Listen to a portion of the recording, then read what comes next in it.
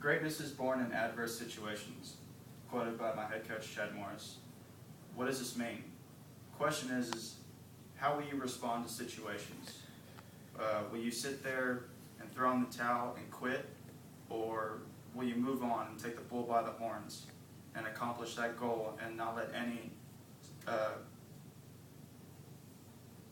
bumps in the road affect your goal? These are some of the sources that I use to help convey a better message to my audience. I used a combination between website pictures and quotes. I did LakeTravis.com football, Dictionary.com football, ThinkExist.com, ImageMakerForYou.com, BusinessDictionary.com, Bing.com/images, WordPress.com, and the quotes from Chad Morris, Tom Krause, and Sir Josiah Cramp. When I moved here in 2003 from Florida, I got involved in football, a sport that I hadn't played before. Something really new to me, but also it taught me a lot of values and morals that I had never had before. You know, I was always used to running away from situations and never knew how to handle them. With playing football, it gave me many attributes that I exempt today. 3 of them being overcoming adversity, instilling a strict work ethic, and being accountable for your actions. First one, overcoming adversity, was definitely one of my biggest challenges in life. Like I said, I was always used to running away from the problems and never knew how to solve them.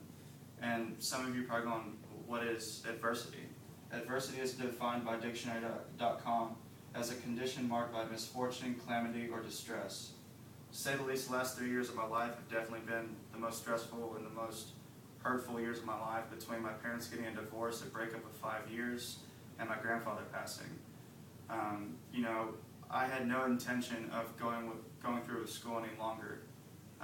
You know, the easy route would have been for me to go ahead and drop out of school, go back and live with my parents, and, you know, get a job. But, you know, my goal right now is to get a degree because I know how important it is to me. And so with that, I took all those bad instances and harnessed them and used that as drive for me to reach my goal. 4 steps that really helped me to get through with overcoming adversity. Number 1, focus on what you want out of the situation. Number 2, choose your team players. Number 3, choose the direction that you want to go in. And number 4, follow that direction. This right here is a picture that was actually hung in my locker since day 1 of varsity, my freshman year of high school. It says, adversity causes some men to break and others to break records. And that was from ImageMakerForYou. You know, everybody has their off days, their good days, bad days, and whenever I was having a bad day, they'd be hanging around my locker. And just reading it would instill something in my mind to give me some sort of motivation to go out to practice or to do what I need to do, whatever goals that I have set that I need to accomplish. A quote by Tom Krause, if you only do what you know you can do, you never do very much. Pretty much what that quote is explaining is if you just stay in your comfort zone the whole time, you're just going in a path of comfort, things that you know that you can do. But if you reach out of that comfort zone and you allow yourself to try new things that are foreign to you, you'll take yourself places that you've never even imagined. In addition to the first trait that I gained from playing football, which was overcoming adversity, I also instilled a great work ethic through football. Work ethic is defined by BusinessDictionary.com as the belief that work has a moral benefit and an inherent ability to strengthen character. You know, obviously with playing football, a lot is demanded out of us as far as athletes and students, as far as waking up in the morning, going to practice, all that. With that being said, I busted my tail in football. Football was my life in high school. I loved it, and you know, for a while I thought that that's what I wanted to do for the rest of my life. And with doing that, in 2008, in my senior year, after we won our 2nd consecutive state championship, I was honored the Honorable Mention All-District Award, which is actually a pretty prestigious award. Also with a great work ethic as far as our team goes that I was a part of. In 2007, we won our first state championship that I was a part of.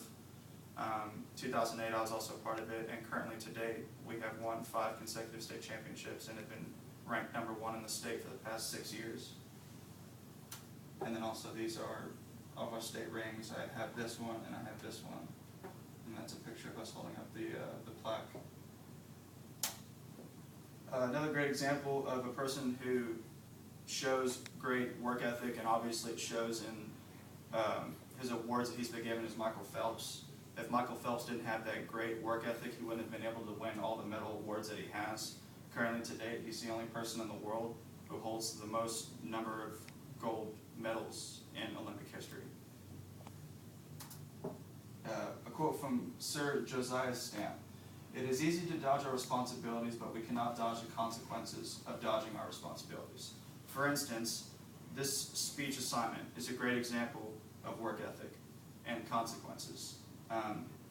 We can very easily stay in our comfort zone and do the outline and do the PowerPoint, but stepping out of that comfort zone, if for somebody that has trouble getting in front of a class, the consequences of you not doing that would be resulting in a 0 for the grade, and then also being excused from the class.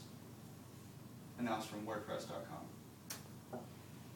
And finally, the last trait that I acquired through football is accountability. Accountability is stated by Dictionary.com as the state of being accountable, liable, or answerable.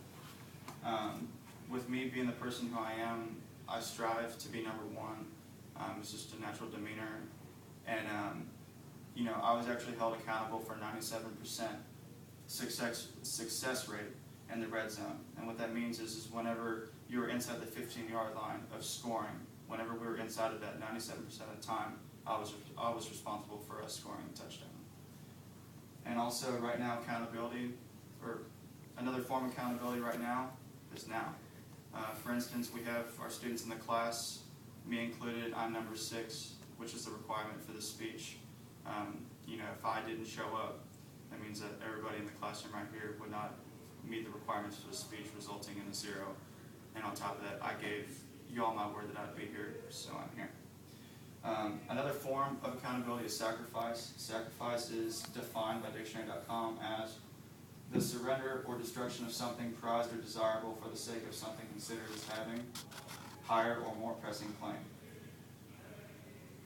Before I go, I'd like to end my speech with a few words. Obviously, football has played a huge role in my life as far as learning different traits and attributes that have been instilled in me to this day. 3 of them being overcoming adversity, work ethic, and accountability. Although I did learn these traits on the football field, these are traits that are to be used in everyday life. If you don't believe me, ask yourself this one question: what did it take for you to do this assignment? Did it take overcoming adversity? Did it take a good work ethic? And did it take for you to be accountable? I'll let you be the judge. Thank you.